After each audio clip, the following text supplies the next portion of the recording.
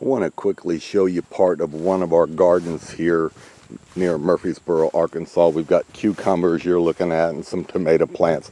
But I want you to see this squash plant. It is amazing.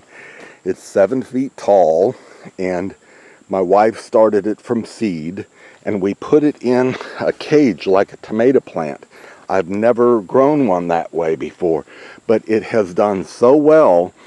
It's gotten top heavy, and I had to tie it off with ropes just to keep it from falling over. And I just picked a squash, and there are blooms everywhere and more squash growing. And I thought, I was going to take a picture, and I thought, no, it's got to be a video to show it all. Look, here's a squash growing under here. I'll harvest it. I already picked one a minute ago, and then I thought, oh, I ought to do a video of this. So I just twist them to get them to let go, and I'll put that there with the other. Here is another one. This was little yesterday, and it just got big on me overnight. We got a little rain overnight, and anyway, these squash are big, yellow squash. So there's no more blooms. I know there's another in here. Here we go.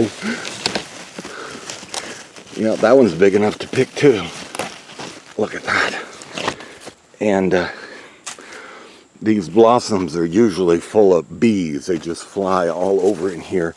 And my wife started this from seed. So from a little tiny seed, we've got something that's over 7 foot tall and producing like crazy.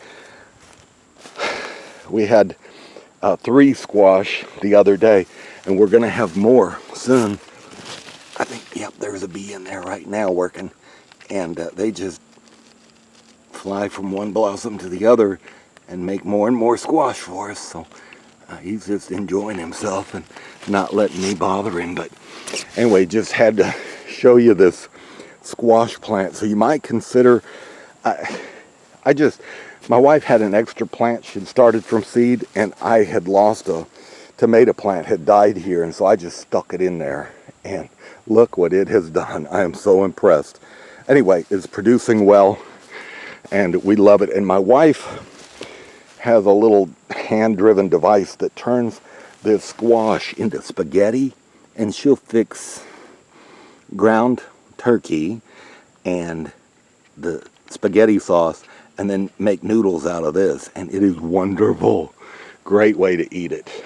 And my neighbor, since I have so many squash, I gave Max some, and he slices it and breads it and fries it like you would fried green tomatoes. So you can also eat them fresh or steamed or other ways. Oh, there's another one growing, and I'll pick it tomorrow. It looks like a banana. Told my wife I'd pick bananas off our banana tree. Anyway, thanks for joining me just to get a quick look at our amazing squash plant. You might try this sometime, putting them in a tomato cage and see how they do instead of having them sprawl all over the ground.